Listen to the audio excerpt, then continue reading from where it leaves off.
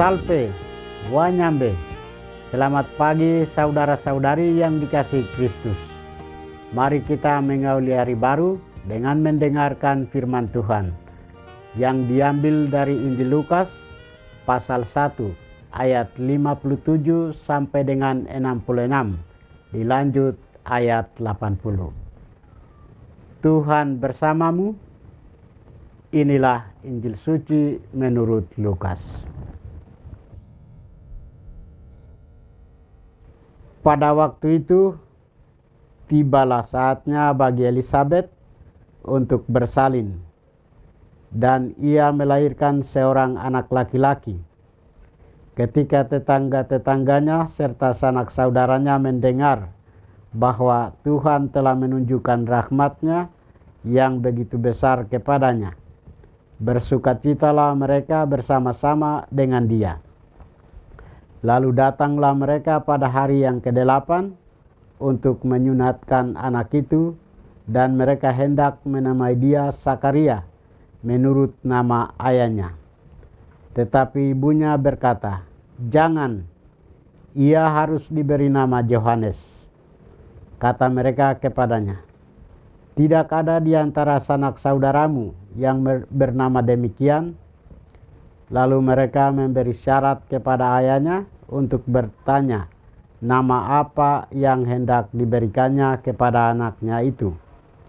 Ia meminta batu tulis, lalu menuliskan kata-kata ini, "Namanya adalah Yohanes." Mereka pun heran semuanya. Seketika itu juga terbukalah mulutnya dan terlepaslah lidahnya. Lalu ia berkata-kata dan memuji Allah.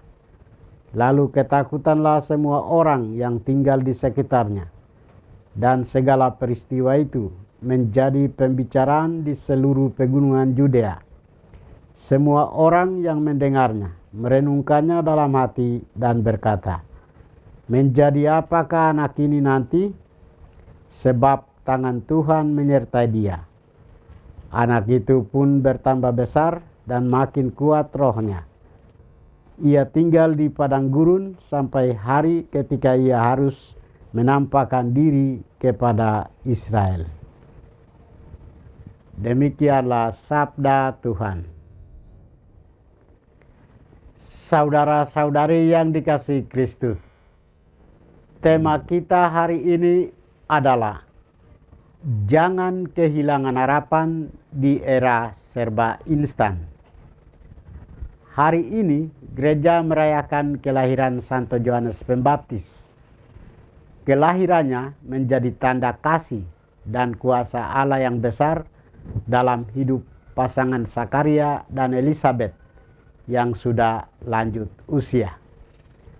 Yohanes dipilih Allah untuk menjadi nabi yang mempersiapkan jalan bagi kedatangan Tuhan serta menyerukan pertobatan kepada umat manusia.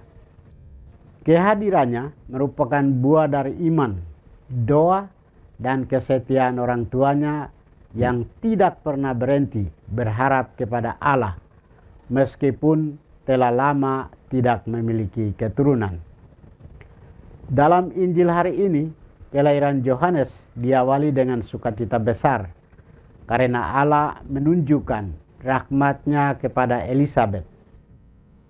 Ketika tiba saat pemberian nama, terjadi peristiwa iman ketika Sakaria menuliskan bahwa nama anaknya adalah Yohanes sesuai perintah Allah. Sejak saat itu, mulut Sakaria terbuka kembali dan ia memuji Allah. Peristiwa ini membuat banyak orang heran dan bertanya-tanya tentang masa depan anak tersebut, sebab tangan Tuhan menyertai hidupnya. Yohanes kemudian bertumbuh menjadi pribadi yang kuat dalam roh dan hidup di padang gurun sampai saat ia tampil di hadapan bangsa Israel. Saudara-saudari terkasih, bagaimana dengan kita? Bagi kita, tidak semua orang tua dianugerahi anak, meskipun sudah berjuang dan terus berharap. Kita diundang untuk memberikan dukungan doa dan moral bagi mereka. Setiap kita dipanggil dan diutus untuk meyakinkan mereka bahwa meskipun belum dikaruniai anak, kesaksian hidup mereka sebagai suami istri sangat berharga di tengah generasi yang semakin sulit untuk menghargai komitmen hidup perkawinan. Bagi pasangan suami istri yang tertimpa musibah sehingga mengalami keguguran, kita pun perlu hadir dan senantiasa mengulurkan tangan menolong mereka untuk bangkit dan meneruskan hidup. Marilah kita menimba semangat spiritualitas Santo Yohanes Pembaptis dan kedua orang tuanya. Mereka adalah sosok beriman yang tulus karena selalu berserah diri dan menaruh harapan yang total kepada Allah.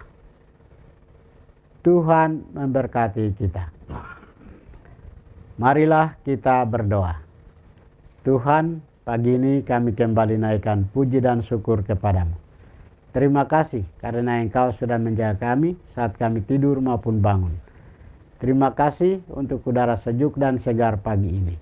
Kami mohon, bukalah mata hati kami, agar kami mampu memandang kemurahan dan karya-Mu. Rahmatilah kami dengan kuasa Roh-Mu, agar kami mampu untuk bertobat dan memuji serta memuliakan-Mu melalui pekerjaan dan pelayanan kami hari ini. Kristus terang dunia, berkatilah keluarga kami, jadikanlah kami alat kasih-Mu, dan pantaskanlah kami menjadi hamba-Mu yang setia. Demi Kristus Tuhan dan pengantara kami. Tuhan bersamamu. Semoga kita sekalian, orang-orang yang kita kasih dan doakan, seluruh aktivitas kita hari ini dibimbing, dilindungi, dan diberkati oleh berkat Allah yang Maha Kuasa, Bapa dan Putra dan Roh Kudus.